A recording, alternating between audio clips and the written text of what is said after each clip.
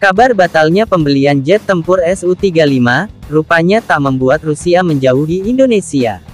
Bahkan, Rusia secara terang-terangan mengaku siap pasang badan bagi Indonesia yang terancam oleh proyek kapal selam nuklir Australia bersama Inggris dan Amerika Serikat (AS) dalam AUKUS. Sama sekali tak kecewa meski Su-35 dikabarkan batal dibeli Indonesia, Rusia justru dengan sukarela ingin membantu NKRI yang terdesak dengan kebijakan AUKUS dalam mengembangkan kapal selam nuklir yang mengancam NKRI.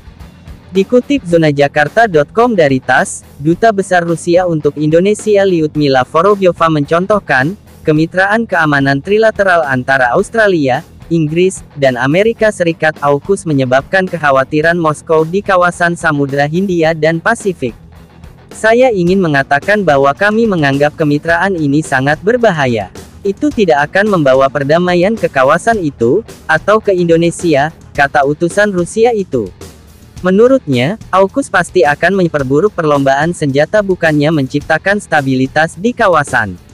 Reaksi Indonesia tidak mengherankan, karena siapa yang ingin memiliki tetangga dengan kapal selam nuklir? Apakah akan membuat kawasan lebih damai dan stabil? Saya kira tidak, tegas Vorobyova mengomentari sikap Kementerian Luar Negeri RI atas AUKUS. Duta Besar Rusia menganjurkan untuk tidak menciptakan garis perpecahan di kawasan seperti yang dilakukan AS dan sekutunya.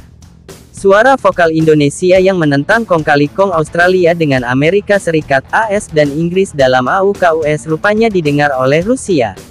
Bahkan, Rusia terang-terangan pasang badan membela Indonesia dengan keberatan proyek kapal selam nuklir Australia dan AS serta Inggris. Indonesia, negara pertama yang langsung mengecam rencana Australia bersama Amerika Serikat (AS) dan Inggris untuk membangun kapal selam nuklir kini dapat dukungan dari Rusia. Pada tanggal 15 September tahun 2021 lalu, AS, Australia, dan Inggris mengumumkan pembentukan AUKUS, Fakta Keamanan Baru di mana Canberra akan membangun setidaknya 8 kapal selam bertenaga nuklir dengan bantuan teknologi Amerika. Berdasarkan kesepakatan itu, Australia juga berencana untuk melengkapi angkatan bersenjatanya dengan rudal jelajah AS.